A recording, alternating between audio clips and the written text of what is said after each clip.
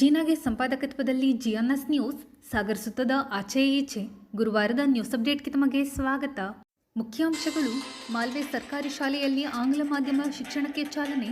ಪ್ರಸ್ತುತ ದಿನಮಾನಗಳಲ್ಲಿ ಇಂಗ್ಲಿಷ್ ಕಲಿಕೆ ಅನಿವಾರ್ಯ ಎಂದ ಗ್ರಾಮ ಪಂಚಾಯಿತಿ ಉಪಾಧ್ಯಕ್ಷೆ ನಾಗರತ್ನ ದೇವಪ್ಪ. ಕಾರಣಿ ಗ್ರಾಮದ ರಸ್ತೆ ಅವ್ಯವಸ್ಥೆ. ವಿದ್ಯಾರ್ಥಿಗಳು ಗ್ರಾಮಸ್ಥರಿಗಾಗಿ ರಸ್ತೆ ನಿರ್ಮಿಸಿಕೊಡಲು ಶಾಸಕರಿಗೆ ಕೈ ಮುಗಿದು ಪ್ರಾರ್ಥನೆ ಮಾಡುತ್ತಿರುವ ಗ್ರಾಮಸ್ಥರ ವಿಡಿಯೋ ವೈರಲ್. ಪಟ್ಟಣದ ಎಸ್ಎನ್ ನಗರ 31ನೇ ವಾರ್ಡ್ ಸರ್ಕಾರಿ ಬಾವಿ ಸುತ್ತ ಕಾಡು, ಹಾವು ಚೇಳು ಕಾಟ, ಪಕ್ಕದಲ್ಲಿದೆ ಅಂಗನವಾಡಿ, ಸ್ವಚ್ಛ ಮಾಡಿಕೊಡಿ ಎಂದು ಪೌರಾಯುಕ್ತರಿಗೆ ಮನವಿ ಸಲ್ಲಿಸಿದ ಜಮೀಲ್ ಸಾಗರ್. ಈಗ ಸುದ್ದಿಯ ವಿವರ. ಪ್ರಸ್ತುತ ದಿನಮಾನಗಳಲ್ಲಿ ಮಕ್ಕಳಿಗೆ ಇಂಗ್ಲಿಷ್ ಮಾಧ್ಯಮ ಅನಿವಾರ್ಯವಾಗಿದೆ. ಕನ್ನಡ ಕಲಿಕೆಯ ಜೊತೆಗೆ ಇಂಗ್ಲಿಷ್ ಸಹ ಕಲಿಯಬೇಕು ಎಂದು ಮಾಲ್ವೆ ಗ್ರಾಮ ಪಂಚಾಯಿತಿ ಉಪಾಧ್ಯಕ್ಷೆ ನಾಗರತ್ನ ದೇವಪ್ಪ ತಿಳಿಸಿದರು. ಸಾಗರ ತಾಲೂಕಿನ ಮಾಲ್ವೆ ಸರ್ಕಾರಿ ಹಿರಿಯ ಪ್ರಾಥಮಿಕ ಶಾಲೆಯಲ್ಲಿ ಗುರುವಾರ ಸಾರ್ವಜನಿಕ ಶಿಕ್ಷಣ ಇಲಾಖೆ ವತಿಯಿಂದ ಇಂಗ್ಲಿಷ್ ಮಾಧ್ಯಮ ಶಿಕ್ಷಣಕ್ಕೆ ಚಾಲನೆ ನೀಡಿ ಅವರು ಮಾತನಾಡುತ್ತಿದ್ದರು. ಪ್ರಾಥಮಿಕ ಶಾಲಾ ಶಿಕ್ಷಕರ ಸಂಘದ ಅಧ್ಯಕ್ಷ ಮಾಲ್ತೇಶ್ ಮಾತನಾಡಿದರು.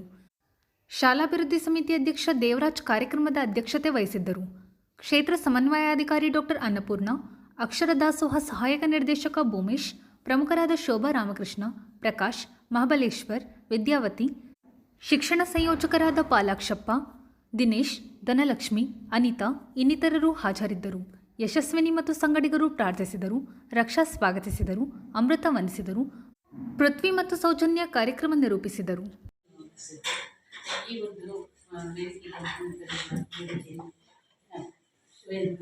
ಇಲ್ಲಿ ಏನಾಗಿತ್ತು ಅಂದ್ರೆ ಅದು ಪೋಷಕರ ಒಂದು ತಪ್ಪು ಅಂತ ಹೇಳಿರುವಾಗ ಒಂದೊಂದು ಇತ್ತು. ಈ ಹಳ್ಳಿ ಶಾಲೆಗೆ ಏನೋ ಒಂದು ನಿಷ್ಪಾತ್ರ ಸಾಕು ಅನ್ನೋದಿತ್ತು. ಇವಾಗ ಹಾಗಲ್ಲ.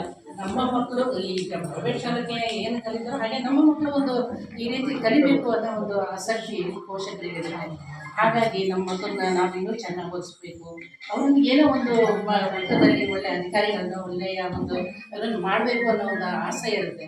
ಅವಾಗ ಏನಾಗುತ್ತಂದ್ರೆ ಎಲ್ಲ ಮಕ್ಕಳಿಂದ ನಮ್ಮ ಮಕ್ಕಳು ಕಲಿಬೇಕು ಅನ್ನೋ ಒಂದು ಆಸಕ್ತಿಯಿಂದ ಅವ್ರೇನು ಮಾಡ್ತಾರೆ, ಇಲ್ಲಿಂದ ಎಲ್ಲ ಮಕ್ಕಳನ್ನ ಪೇಟೆ ಶಾಲೆಗೆ ಪ್ರೈವೇಟ್ ಶಾಲೆಗೆ ಕಳಿಸ್ತಾ ಇದ್ದಾರೆ.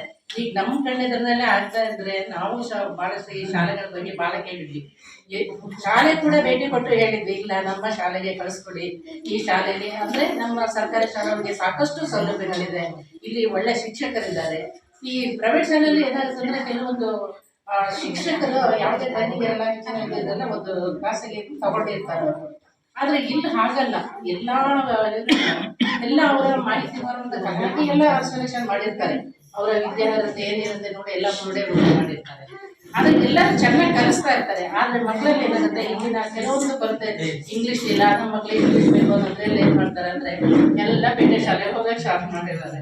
ಹಾಗಾಗಿ ಏನಾಗುತ್ತೆ, ಇವಾಗ ಈ ಒಂದು ಸಂದರ್ಭದಲ್ಲಿ ಈ ಇಂಗ್ಲಿಷ್ ಮಾಧ್ಯಮ ಏನಂದ್ರೆ ನಮ್ಮ ಹಳ್ಳಿ ಶಾಲೆಗಳು ಬಂದಿದ್ದು ಅಂದ್ರೆ ತುಂಬಾ ಒಂದು ನಮ್ಮ ಮಕ್ಕಳು ಅಲ್ಲಿ ಹೋಗಿ ಕಲಿಯೋದ್ರಿಂದ ಇಲ್ಲೇ ಅಂದ್ರೆ ಅಲ್ಲಿ ಜಾಸ್ತಿ ಮಕ್ಕಳು ಇರ್ತಾರೆ, ಕಲಿಸೋದು ಕಷ್ಟ ಆಗಿರುತ್ತೆ. ಇಲ್ಲೇನಾಗುತ್ತೆ ಅಂದ್ರೆ ಕೆಲವಷ್ಟು ಮಕ್ಕಳ ಕಡಿಮೆ ಪ್ರಮಾಣದಲ್ಲಿ ಇರೋದ್ರಿಂದ ಆ ಮಕ್ಕಳಿಗೆ ಶಿಕ್ಷಕರು ಕಲಿಸೋದು, ಅವ್ರ ಕಡೆ ನಿಗಮ ಅಂದ್ರೆ ಒಂದು ಗಮನವಹಿಸೋದು ಕೂಡ ಒಳ್ಳೆಯ ರೀತಿಯಲ್ಲಿ ಅವರಿಗೆ ಗಮನವನ್ನು ಹರಿಸ್ಬೋದು. ಅಷ್ಟು ಅಂದ್ರೆ ಪೇಟೆ ನಾನು ನೋಡಿದ್ದೀನಿ. ಒಂದೊಂದು ಕ್ಲಾಸಲ್ಲಿ 100 ಜನ ಮಕ್ಕಳವರೆಗೂ ಇರೋದನ್ನ ನೋಡಿದ್ವಿ ಪ್ರೈವೇಟ್ ಶಾಲೆಗೆ. ಅವರು ಅಲ್ಲಿ ಆ ತರಗತಿಯಲ್ಲಿ ಒಬ್ಬರು ಶಿಕ್ಷಕರು ಪಾಠ ಮಾಡ್ತಾ ಇರ್ತಾರೆ. ಅಷ್ಟು ಜನರಲ್ಲಿ ಗಮನವಿಟ್ಟು ಅವ್ರನ್ನ ಮಾಡ್ಬೇಕಾದ್ರೆ ತುಂಬಾ ಕಷ್ಟ ಆಗುತ್ತೆ. ಆದ್ರೆ ನಮ್ಮ ಹಳ್ಳಿ ಶಾಲೆಗಳ ಹಂಗಲ್ಲ, ಒಂದು ಲಿಮಿಟ್ ಅಲ್ಲಿದೆ.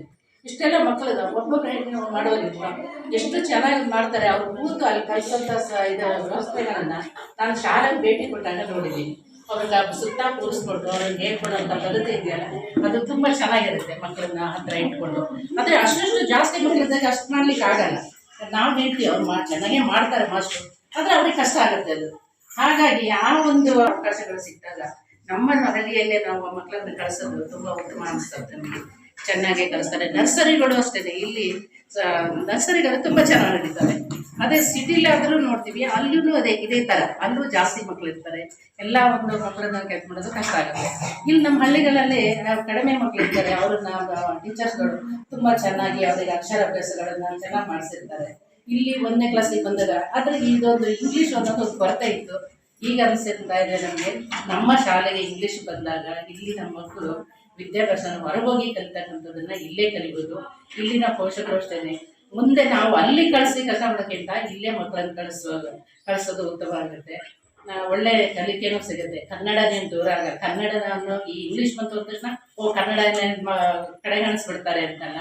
ಕನ್ನಡ ಮಾಧ್ಯಮನೂ ಕಲಿಬೇಕು ಅನ್ನೋದೇ ಒಂದು ರೂಲ್ಸ್ ಇದೆ. ಇಲ್ಲಿ ಮಕ್ಕಳು ಒಂದು ಆಡುಭಾಷೆ ಆದ್ದರಿಂದ ನಾವು ಕನ್ನಡ. ಸಾಗರ ತಾಲೂಕಿನ ಕರೂರು ಹೋಬಳಿಯ ಚನ್ನಗೊಂಡ ಗ್ರಾಮ ಪಂಚಾಯಿತಿ ವ್ಯಾಪ್ತಿಯ ಕಾರಣಿ ಗ್ರಾಮದ ರಸ್ತೆ ಸಂಪೂರ್ಣ ಹಾಳಾಗಿದ್ದು ಸಂಚಾರಕ್ಕೆ ತೀವ್ರ ತೊಂದರೆ ಉಂಟಾಗಿದೆ ಎಂದು ಗ್ರಾಮಸ್ಥರು ತಿಳಿಸಿದ್ದಾರೆ. ಕಾರಣಿ ಗ್ರಾಮದ ಹೆರೆಬೆಟ್ಟು, ಹೊಸಮನೆ, ಕೆರೋಡಿ, ಮಕ್ಕಿ, ಮದನಗೋಡು ಸಂಪರ್ಕ ರಸ್ತೆ ಕೆಸರಿನ ಹೊಂಡವಾಗಿದೆ. ಜನರು ಮತ್ತು ವಾಹನ ಸಂಚಾರ ಸಾಧ್ಯವೇ ಇಲ್ಲ ಎನ್ನುವ ಸ್ಥಿತಿ ಇದೆ. ರಸ್ತೆ ಪಕ್ಕದಲ್ಲಿ ಕಣಿವೆ ಇದ್ದು ಸ್ವಲ್ಪ ಆಯ ತಪ್ಪಿದರೆ ಕಂದಕಕ್ಕೆ ಬೀಳುವ ಅಪಾಯ ಇದೆ. ಪ್ರತಿ ವರ್ಷ ಮಳೆಗಾಲದಲ್ಲಿ ಈ ರಸ್ತೆ ಇದೇ ಸ್ಥಿತಿ ತಲುಪುತ್ತಿದ್ದು 3-4 ತಿಂಗಳು ಗ್ರಾಮಸ್ಥರು ಜೀವ ಕೈನಲ್ಲಿ ಹಿಡಿದು ಓಡಾಡುತ್ತಿದ್ದಾರೆ. ಈ ಬಗ್ಗೆ ಸ್ಥಳೀಯ ಜನಪ್ರತಿನಿಧಿಗಳು ಸ್ಪಂದಿಸುತ್ತಿಲ್ಲ. ಶಾಸಕರು ಈ ಬಗ್ಗೆ ಗಮನ ಹರಿಸಿ ಅಧಿಕಾರಿಗಳಿಗೆ ರಸ್ತೆ ಸರಿಪಡಿಸಲು ಸೂಕ್ತ ನಿರ್ದೇಶನ ನೀಡುವಂತೆ ಗ್ರಾಮಸ್ಥರು ಮನವಿ ಮಾಡಿದ್ದಾರೆ. ರಸ್ತೆ ದುರಾವಸ್ಥೆ ಕುರಿತು ಗ್ರಾಮಸ್ಥರು ಅಭಿಪ್ರಾಯಿಸಿದ್ದು ಹೀಗೆ. ಮಾನ್ಯ ಶಾಸಕರಿಗೆ ಶಾಸ್ತ್ರಾಂಗ ನಮಸ್ಕಾರಗಳು. ನಮಗೇನಾಯಿತು ಅಂದರೆ ಕಾರಣಿ ಗ್ರಾಮದಲ್ಲಿ ಕೆರಡಿ ರಸ್ತೆಯಲ್ಲಿ ಮನುಷ್ಯರು ಓಡಾಡೋಕ್ಕೆ ತುಂಬ ಕಷ್ಟ ಆಯಿತು. ಮನುಷ್ಯರಿಗಿಂತ ಹೇಳಿ ಒಂದು ಪೇಷೆಂಟ್ನ ಒಂದು ಹಾಸ್ಪಿಟ್ಲಿಗೆ ಕರ್ಕೊಂಡು ಹೋಗೋಕ್ಕೆ ಒಂದು ಕಷ್ಟಕರವಾದ ಪರಿಸ್ಥಿತಿ ಆಗ್ಬಿಟ್ಟಿದೆ. ಶಾಲೆ ಮಕ್ಕಳು ಓಡಾಡಲಿಕ್ಕಾಗಲ್ಲ, ಯಾವುದೇ ಒಂದು ವಿಷಯ ಗೊತ್ತಾಗೋದು ಇಲ್ಲ ನಮಗೆ. ಇಲ್ಲಿ ಯಾವುದೇ ಒಂದು ಸಂಚಾರನೇ ವ್ಯಸ್ತ ಆಗ್ಬಿಟ್ಟಿದೆ ಸರ್. ಈಗ ನಮಗೇನಪ್ಪ ಅಂದರೆ ಈಗ ಸರ್ ಮಳೆಗಾಲ ಹಿಡಿದ ಮೇಲೆ ನಾವು ತುಂಬ ಕೆಲಸ ಮಾಡಿದ್ದೀವಿ ಮನುಷ್ಯರು, ಆದರೂ ಅದು ಯಾವುದೇ ಪ್ರಯೋಜನಕ್ಕೆ ಬರಲ್ಲ. ವಿಪರೀತ ಮಳೆಯಿಂದ ಯಾವುದೇ ಕೆಲಸ ಪ್ರಯೋಜನ ಆಗ್ತಿಲ್ಲ. ಆನಂತರ ಇದಕ್ಕೆ ನೀವು ತುರ್ತಾಗಿ ಸರ್ ನಮ್ಮ ಇದನ್ನೊಂದು ಗಂಭೀರವಾಗಿ ನೀವು ಪರಿಗಣಿಸಿ ನಮಗೆ ತುರ್ತಾಗಿ ಸರ್ ನೀವು ಯಾವುದೇ ಬಿಲ್ಲು ಬಾಣ ಇಲ್ಲದೇ ಒಂದು ನೇರವಾಗಿ ನಮ್ಮ ಇದಕ್ಕೊಂದು ಸಹಕಾರ ಮಾಡಿ ಸರ್. ತಮ್ಮಲ್ಲಿ ಕಳಕಳಿ ಇದೊಂದು ಗಂಭೀರವಾಗಿ ತಗೊಂಡು ಇದೊಂದು ಪರಿಶೀಲನೆಗೆ ಮಾಡಿ ಸರ್. ದಯವಿಟ್ಟು ಇದೊಂದು ರಸ್ತೆ ಒಂದು ಸರಿ ಮಾಡಿಕೊಡಿ. ರೋಡೊಂದು ಹಾಳಾಗಿತ್ತು, ಎಲ್ಲೂ ಓಡಾಡೋಂಗಿಲ್ಲ, ಮಕ್ಕಳು ಮರಿ ಯಾರು ಓಡಾಡೋಂಗಿಲ್ಲ. ಆದರೂ ಮಳೆಗಾಲ ಹಿಡಿದ ಮೇಲೆ ನಾವು ಜನ ಹಾಕಿಕೊಂಡು ಕೆಲಸ ಮಾಡಿದ್ವಿ, ಆದರೂ ಕೊರ್ಕೋಗೈತೆ, ಮಕ್ಕಳಿಗೆ ಓಡಾಡೋದು ತೊಂದರೆ ಆಗೈತೆ. ಅದರಿಂದ ನಿಮ್ಮ ವತಿಯಿಂದ ಏನಾದರೂ ಒಂದು ಸಹಕಾರ ಕೊಡಬೇಕು ಅಂತ ಕೇಳ್ತೀವಿ. ಶಾಸಕರಿಗೆ ನಾನು ಒಂದು ಮನವಿ ಏನಂದರೆ, ಈ ಹೊಸಮನೆ ಕೆರೋಡಿ ರೋಡು ಭಾಳಷ್ಟು ಮಳೆಯ ಕಾರಣಕ್ಕಾಗಿ ಭಾಳಷ್ಟು ರೋಡು ಹಾಳಾಗಿದೆ. ಜೊತೆಗೆ ಶಾಲೆ ಮಕ್ಕಳಂತೂ ತಿರುಗೋಕ್ಕೆ ಆಗಲ್ಲ, ಆ ಒಂದು ಪರಿಸ್ಥಿತಿ ಇದೆ. ಮತ್ತು ಜನರಿಗೂ ಆಗಲ್ಲ, ವೆಹಿಕಲ್ ಅಂತೂ ಇಲ್ಲ, ತಿರುಗೋಕ್ಕಾಗಲ್ಲ. ಶಾಲೆ ಮಕ್ಕಳಿಗಂತೂ ತಿರುಗೋಕ್ಕಾಗಲ್ಲ. ಅದಕ್ಕಾಗಿ ನಾವು ಮಾನ್ಯ ಶಾಸಕರಿಗೆ ಈ ಒಂದು ಮನವಿ ಏನಂದರೆ, ಒಟ್ಟಾಗಿ ಈ ರೋಡನ್ನು ಆದಷ್ಟು ಈ ಶಾಲೆ ಮಕ್ಕಳಿಗಾಗಲಿ ಮನುಷ್ಯರಿಗಾಗಲಿ ತಿರುಗೋಕ್ಕೆ ಒಂದು ವ್ಯವಸ್ಥೆ ಮಾಡಬೇಕು. ಹಾಗಾಗಿ ಒಂದು 30,000-40 ಸಾವಿರ ರೂಪಾಯಿ ಅಮೌಂಟ್ ಬೇಕು, ಅದು ದಯಮಾಡಿ ಕೊಡ್ತೀರಿ ಅಂತ ಹೇಳಿ ಈ ಸಂದರ್ಭದಲ್ಲಿ ಕಳಕಳಿಯಿಂದ ನಾವು ಕೇಳ್ಕೊಡ್ತೀವಿ. ಜೊತೆಗೆ ಇದೊಂದು ಸಹಕಾರ ಭಾಳಷ್ಟು ನಮ್ಮ ಭಾಗದ ಭಾಳ ದಿವಸ ಮಳೆ ಜಾಸ್ತಿ ಆದ್ದರಿಂದ ಭಾಳಷ್ಟು ಹರಿಗೆ ಆಗ್ತದೆ. ಹಾಗಾಗಿ ಮನವಿ ಮಾಡಿಕೊಡ್ತೀವಿ, ಏನು ಮಾಡ್ತೀವಿ.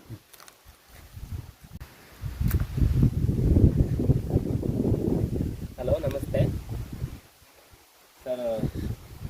ಸಾಗರ MLA ಸಾಹೇಬರಿಗೆ ನಾವು ಒಂದು ರಿಕ್ವೆಸ್ಟ್ ಮಾಡ್ತಾಯಿದ್ದೀವಿ ಸರ್. ಇಲ್ಲಿ ಕಾರಣಿ ಗ್ರಾಮದ ಹೊಸಮನೆ ಕೆರೋಡಿ ರಸ್ತೆಯಲ್ಲಿ ಸ್ಕೂಲಿಗೆ ಹೋಗೋ ಮಕ್ಕಳು ತುಂಬ ಇದ್ದಾವೆ.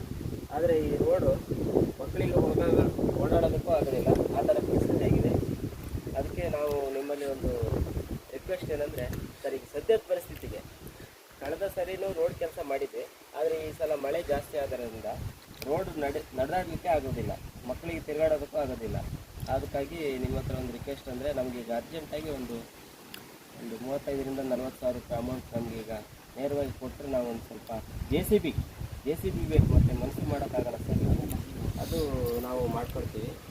ಇದೊಂದು ನೀವು ದಯಮಾಡಿ ಇದೊಂದು ರಿಕ್ವೆಸ್ಟನ್ನು ನಮಗೆ ಮಾಡಿಕೊಡ್ಬೇಕಾಗಿ ತಮ್ಮಲ್ಲಿ ಕಳಕಳಿಯಿಂದ ಬೇಡ್ಕೊಳ್ತೀವಿ.